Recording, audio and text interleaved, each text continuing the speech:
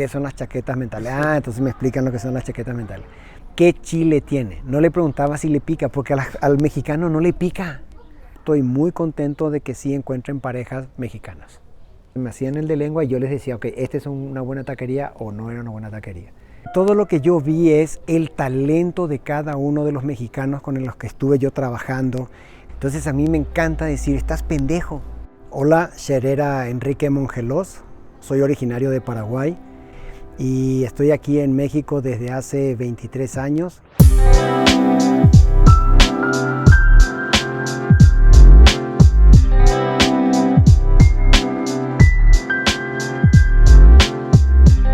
Cuando tú sales de allá con la ilusión, con la esperanza de venir a conocer, a aprender, a aportar, no sabes el precio que estás pagando cuando dejas a tu familia, cuando dejas a tu papá, a tu mamá, a tus hermanos, a tus sobrinos, te pierdes de todos los eventos, los buenos, los nacimientos, los festejos, los logros.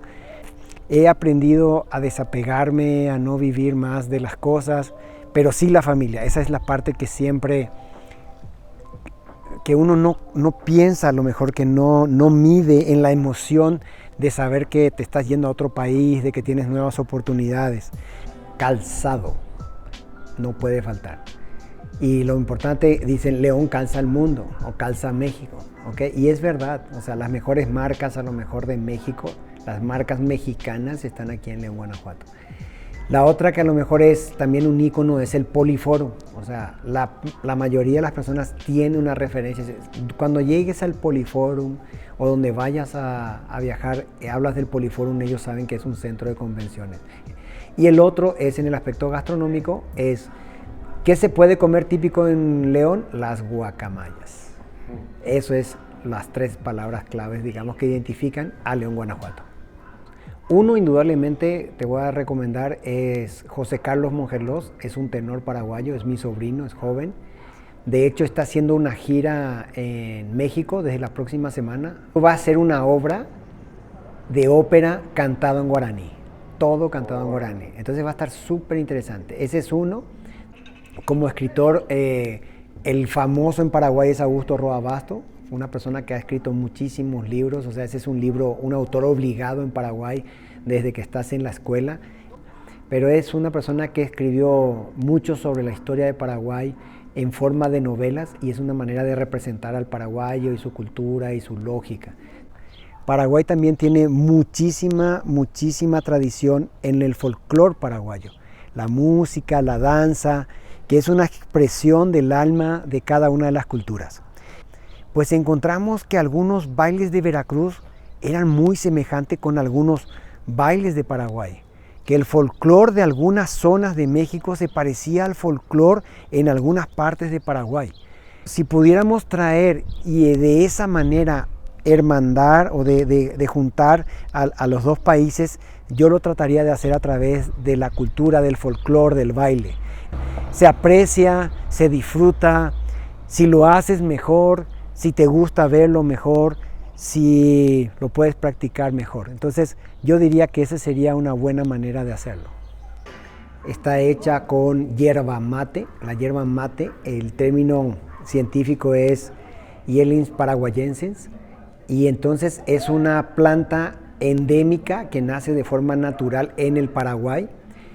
Se ha extendido tanto en Brasil, en el sur de Brasil, en Uruguay, en Argentina, en el sur de Chile y en Paraguay. Cuando se toma caliente esa bebida la conocen como mate. Y Paraguay tuvo una guerra en algún momento. Como no podían prender el fuego para poder calentar el agua, entonces comenzaron a tomarlo frío, porque es como el café, es un poco adictivo.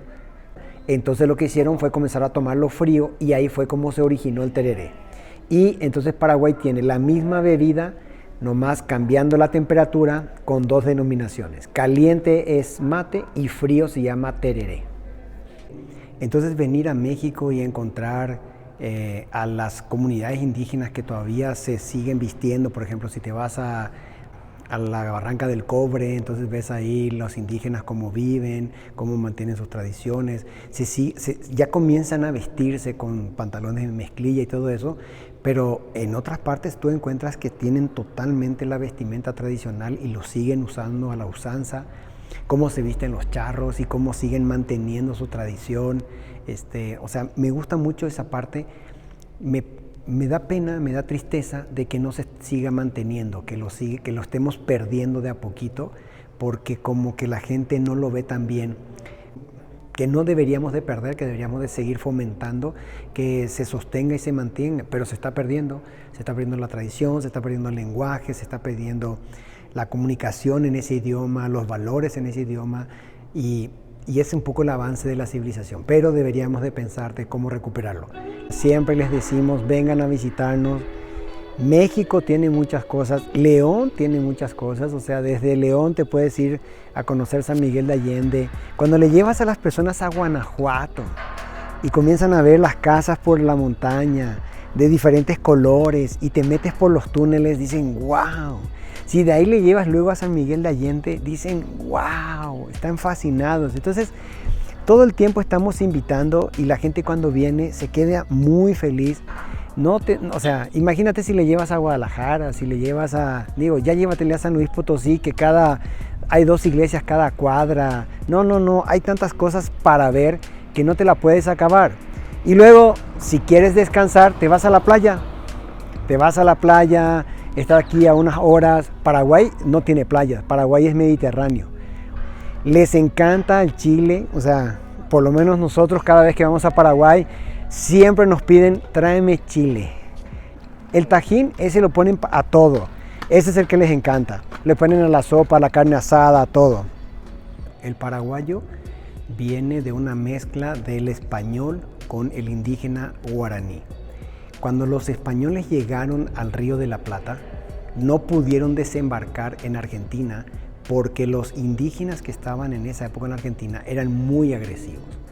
Entonces, ¿qué hicieron los españoles? Siguieron subiendo por el río Paraguay, así se llama, el río de la Plata, subieron y llegaron hasta una bahía que hoy es Asunción en Paraguay. Y ahí cuando llegaron, los indígenas les atendieron, les ofrecieron comida, le ofrecieron frutas.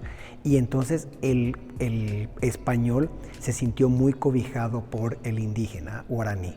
Entonces cuando me preguntan a mí cuál es la cultura del paraguayo, es eso, es el ser servicial, ser servicial es atenderle a las visitas, ser amigable, abrirle las puertas a las personas. El indígena de origen que fue manso, dócil, que fue dispuesto a ayudarle a los españoles, y luego esa otra parte que nos dio las necesidades, la guerra, de seguir luchando, de seguir procurando, de seguir intentándolo. Entonces es esa combinación, eso te puedo decir de la cultura paraguaya. Recuerdo que cuando yo iba a las juntas me llevaba mi libreta especial de las frases que decían en el medio que no entendía nada. Y entonces me acuerdo de algunas como, lo que tenemos que hacer es dejar de echarle agua a los camotes. Luego en otra junta, ya tenemos que dejar de hacernos chaquetas mentales. Ok, vamos a dejar, ¿qué son las chaquetas mentales? Entonces me explican lo que son las chaquetas mentales.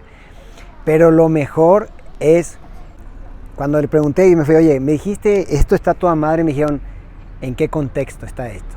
Y le dije, no sé, es que depende, me dijo, si lo dices así, puede ser bueno. Si lo dices así, puede ser mal. Si lo dices de otra manera, en realidad no es ni bueno ni mal. Entonces ese fue realmente el choque. Las primeras, creo que 3 meses, después de estar en las reuniones y escucharle a las personas cuando hablaban, para nosotros era como estar escuchando ruso, francés, o sea, un dolor de cabeza porque teníamos que ver cómo conectar. La otra indudablemente es en la culinaria. Íbamos a comer al comedor de la empresa. Entonces yo le decía a la señora, ¿pica? Y la señora levantaba sus ojos pensando si a ella le picaba. Entonces ella me decía, no pica. Entonces me servía, yo me iba y me sentaba y pum, a la 10ª cuchara estaba todito enchilado, no sabía qué hacer, no. Entonces siempre, durante los primeros 3 meses, entendí y comencé a reconocer de qué tipo de chile era y aprendí a pedir la comida. Le preguntaba, qué chile tiene. No le preguntaba si le pica, porque al mexicano no le pica. O le pica poquito. Y ese poquito del chile piquín o del que tú quieras, a mí me lleva hasta la muerte. Sí tenemos esa idea de esa imagen del mexicano con el sombrero, sentado o en la cantina, que le gusta tomar el tequila y todo eso, sí lo tenemos muy en mente. Eso le gusta al paraguayo, le gusta venir y que le inviten a tomar y probar el tequila y probar las cervezas y probar el mezcal, y eso le encanta al paraguayo, le encanta la fiesta. Al mexicano le fascina la carne asada, al paraguayo le encanta. La diferencia es en el carbón, del tipo de carne, pero en general están encantados.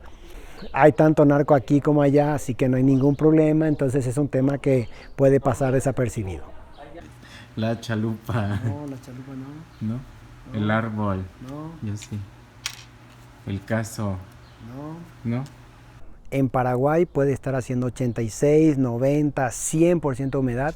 Y en León, Guanajuato, pues llega a 16, cuando llueve a lo mejor está en 50, en 60. Las temperaturas, si lo vemos como promedios, pudieran ser muy parecidos.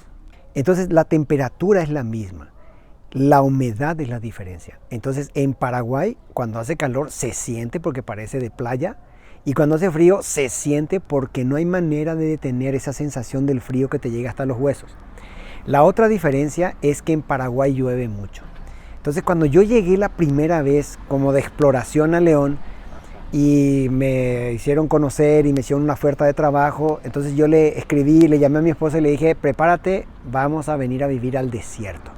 O sea, en mi cabeza León era un desierto, en comparación a Asunción, que es una ciudad subtropical lleno de árboles, con mucha lluvia, todo siempre está verde, si tú te descuidas en una casa está lleno de maleza, entonces es muy diferente, muy bonito, muy verde todo el tiempo, entonces esa es la diferencia. Entonces luego te acostumbras que aquí puede no llover durante 6 meses, de hecho nosotros llegamos el 26 de diciembre y la primera vez que nos goteó fue allá como en abril. En Paraguay cuando llueve no puede salir porque llueve mucho, entonces la gente a lo mejor echa una siestita o duerme un poco más temprano o se levanta un poco más tarde porque no vas a poder hacer muchas actividades. Tanto en Paraguay como en México el tema de corrupción, del mal uso de los recursos, el enriquecimiento de las autoridades, todo eso realmente repercute, o sea, duele. Y para mí la solución está en la educación. Tenemos que comenzar a educar en temas de ética. Tenemos que volver a regresar otra vez y entender que la ética es hacer lo correcto. Ser íntegro significa ser honestos aunque no me vean. Si comenzamos a aprender eso de una manera sencilla, orgánica, natural, va a llegar un momento en que esos niños, jóvenes, van a llegar a ser las autoridades de México. Pero es muy difícil educarle al vecino que lo está haciendo.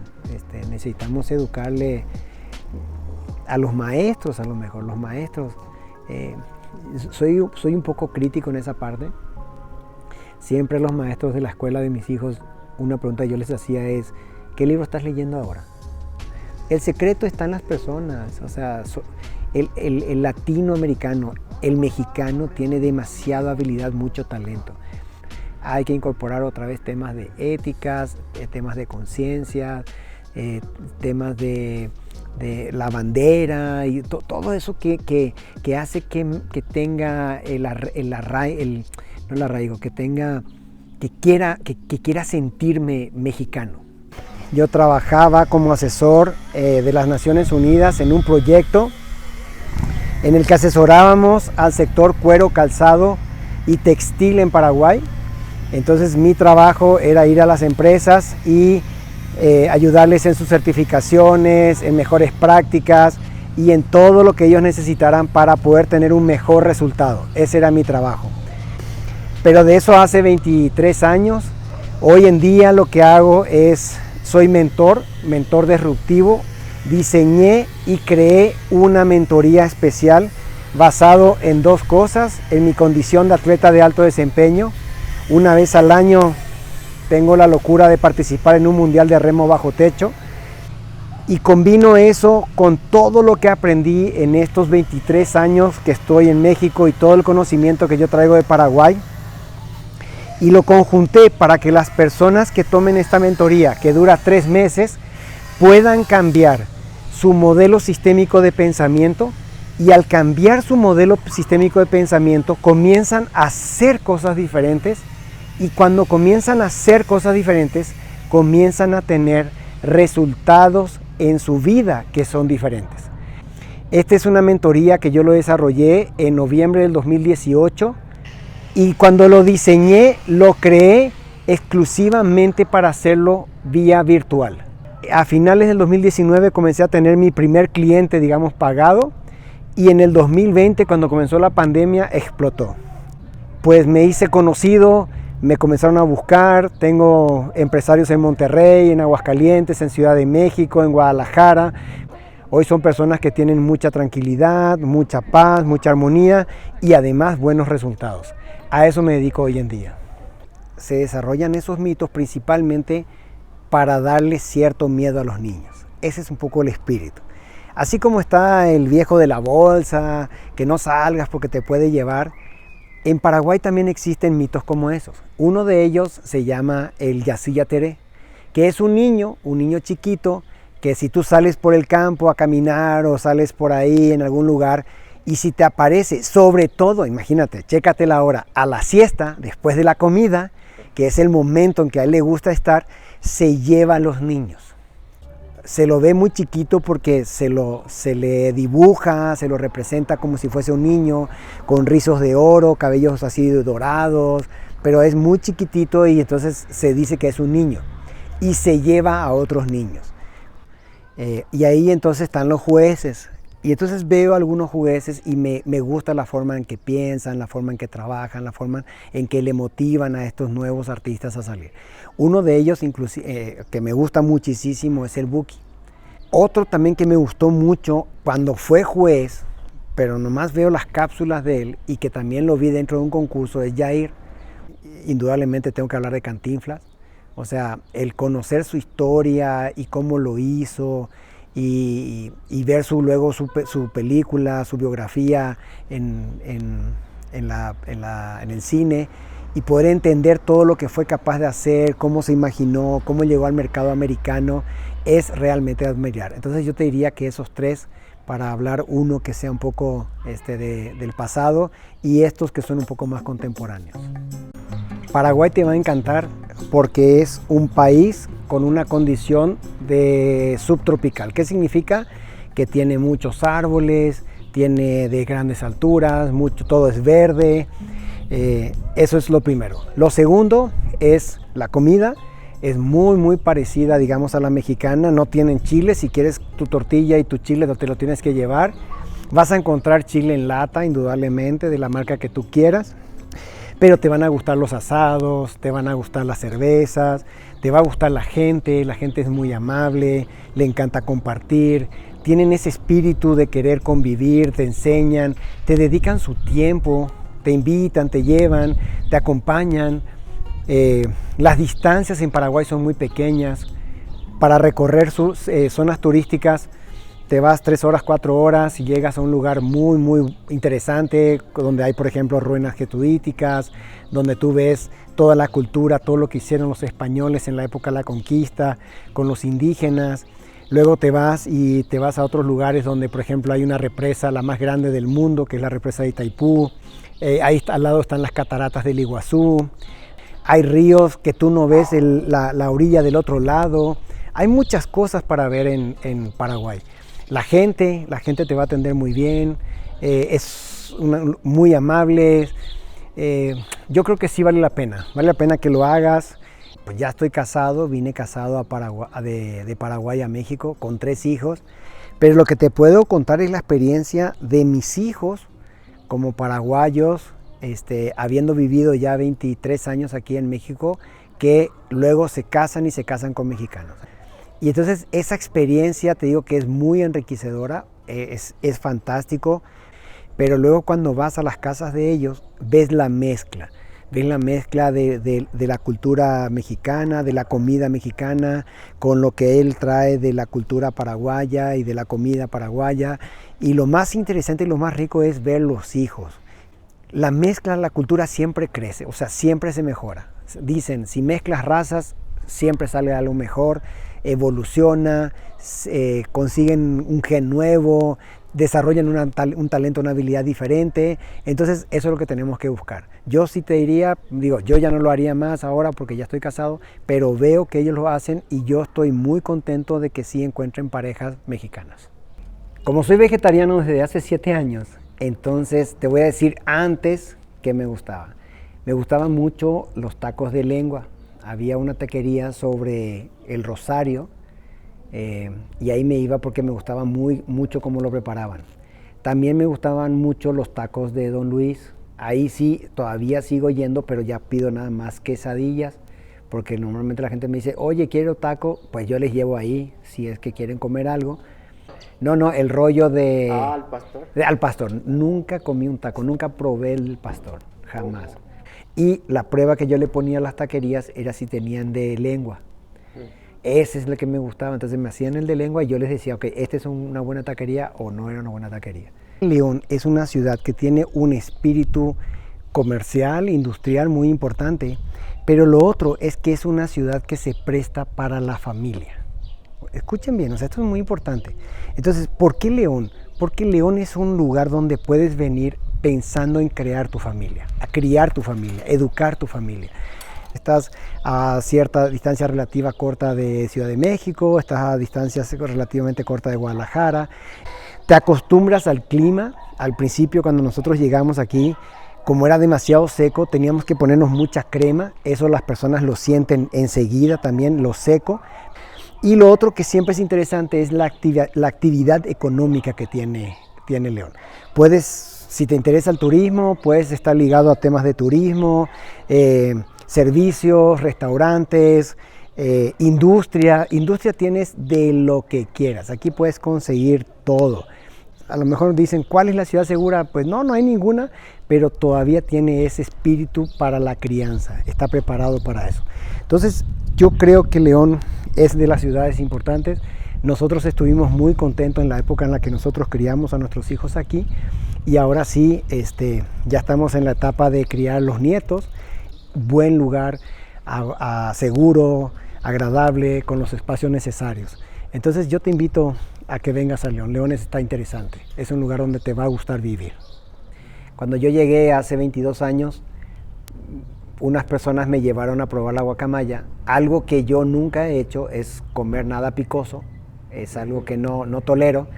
Y entonces fuimos a la guacamaya y le pedí nomás sin picoso. Y entonces me puso la salsa, me puso el duro y todo eso. Lo probé, no me disgustó, me gustó mucho. O sea, te lo puedo decir, o sea, me gustó mucho esa mezcla del bolillo con el duro y la salsa. Me gustó.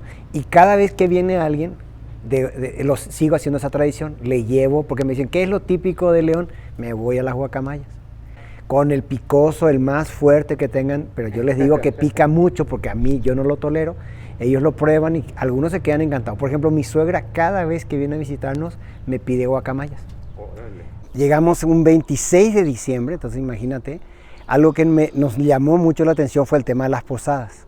Eso es algo que no se vive en otras partes del mundo, la actividad de la posada, el ir, el compartir, las bebidas, las comidas que se preparan. O sea, eso nos agradó muchísimo, fue algo que fue muy diferente a lo que vivimos. Seguido de eso, pues llegó la Feria de León, súper evento, o sea,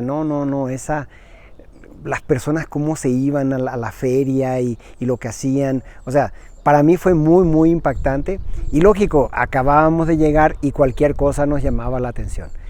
El aniversario de León también, cuando los empresarios salen y hacen esa caminata hasta la Virgen de Guadalupe, hasta la iglesia.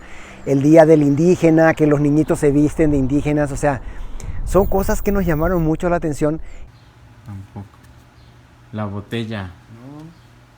No. Y el gorro. Me falta la bandera. Ay, la botella ya.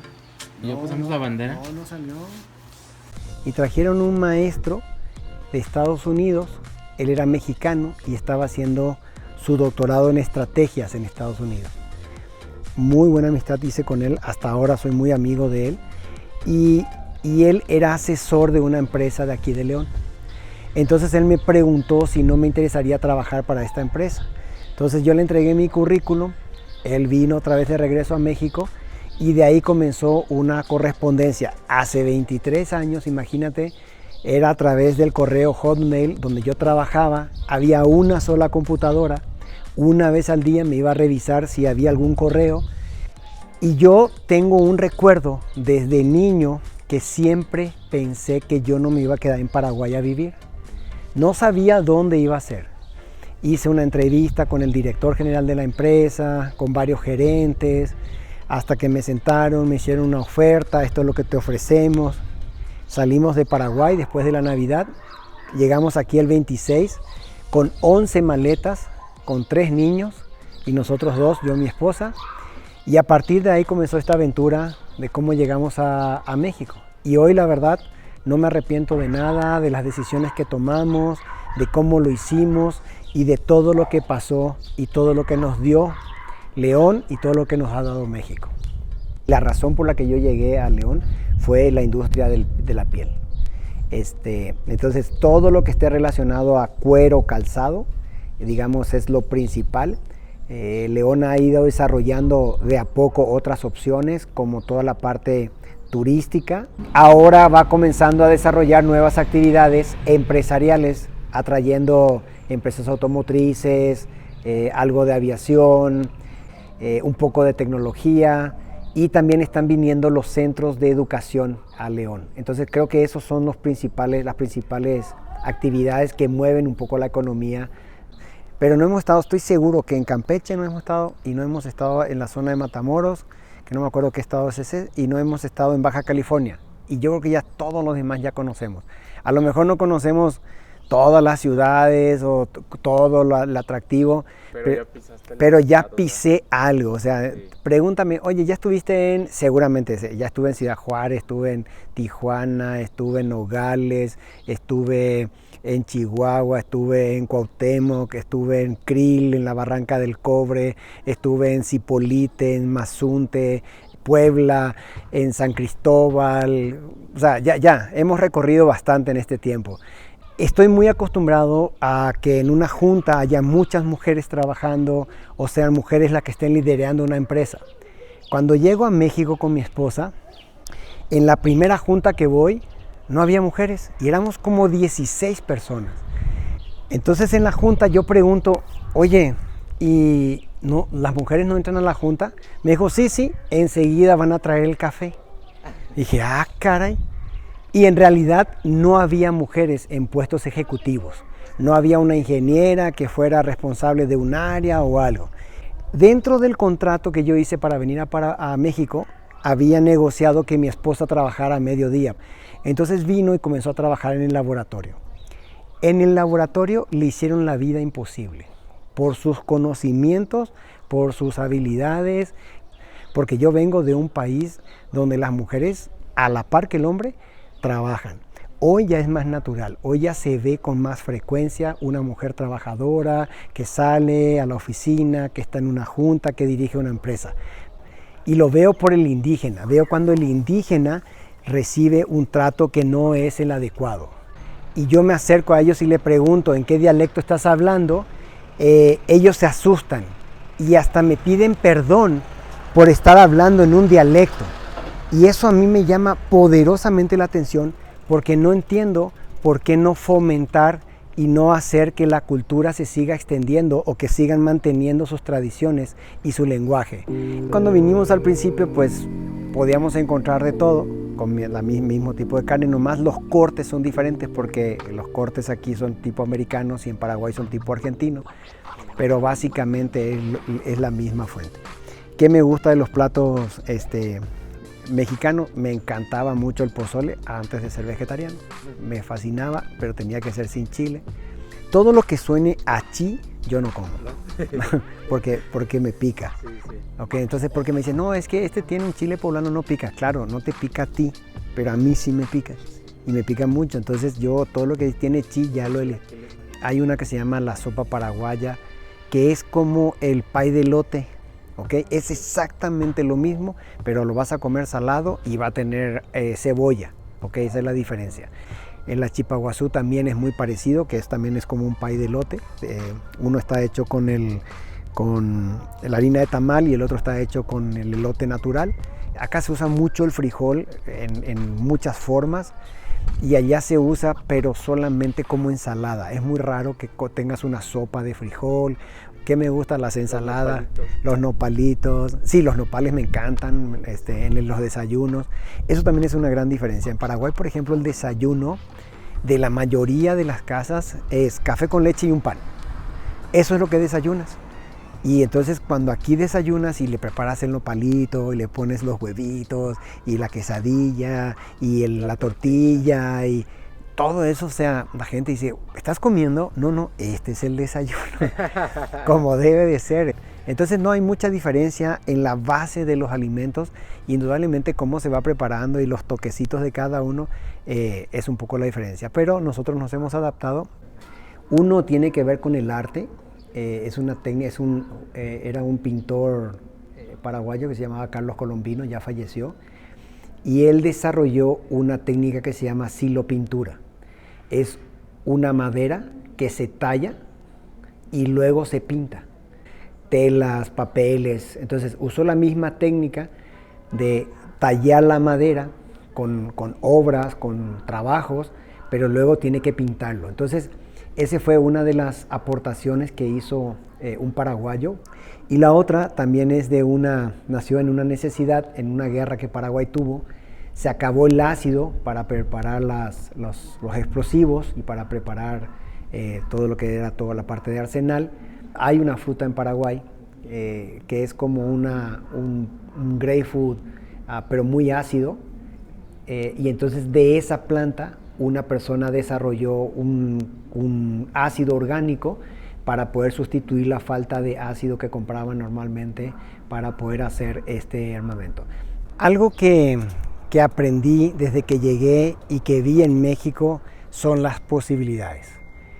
La gran cantidad de opciones que hay de hacer cosas, de crear. Yo veía un montón de opciones. Es más, veía 100 millones de posibilidades, porque cada mexicano es una opción o una posibilidad.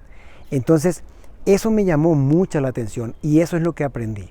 Cómo encontrar opciones, cómo explorar y sobre todo lo que yo vi es el talento de cada uno de los mexicanos con los que estuve yo trabajando, con los que he aprendido y he visto cómo ellos desarrollaron habilidades, desarrollaron talentos, implementaron cosas, rompieron paradigmas. Cuando regresamos a Paraguay, yo sigo una filosofía. Durante 3 días me quedo callado. Solo me callo y escucho cómo van hablando. Y sí tengo muchas expresiones, como yo doy talleres, como yo hablo en público y sobre todo cuando tengo el público mexicano. Entonces trato de hablar en el lenguaje, con las expresiones. Me gusta decir, digo las groserías, pero no tiene el sentido que tiene para ustedes. Entonces a mí me encanta decir, estás pendejo, ¿sí me explicó? Pero decir pendejo en Paraguay es decir que eres joven. Le estaba preguntando mi suegro a mí, oye, ¿y tú cuántos años tienes? Yo tengo, 36 años. Estás bien pendejo. Y todos se rieron y le dijeron, sí, estás bien pendejo. Están diciendo chingaderas, ¿ok?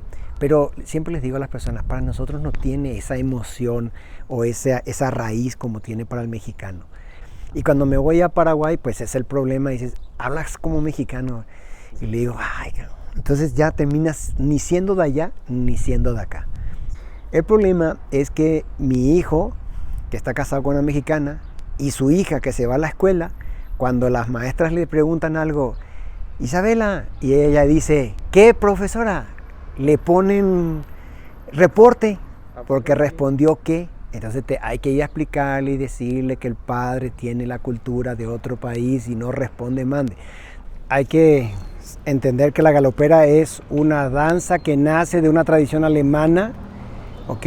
Pero básicamente hoy, como se entiende la galopera, es una danza donde las mujeres demuestran la habilidad bailando y al mismo tiempo llevando algo en la cabeza. Típicamente era un cántaro. El cántaro es como una vasija de barro donde se cargaba el agua, y hoy lo han hecho un poquitito más, con un grado más de dificultad, y lo que hacen es cargar botellas que se van encajando una encima de la otra, y ellas, mientras bailan, mantienen el equilibrio, y cuando más cantidad de botellas puedan alzar, pues es más llamativo. Algunas se van acostando en el piso lentamente y luego van subiendo, pero manteniendo las botellas. Entonces hacen unas vueltas en sus danzas y luego van y una persona le pone otra botella. Aquí no está, vamos a ver. Ahí está la bandera, fue el primero. Entonces ya me habías ganado tú, ¿desde cuándo? No. ¿Pero a ti no te salió este? ¿Este no salió? Sí, salió el penúltimo. Haz que sí suceda.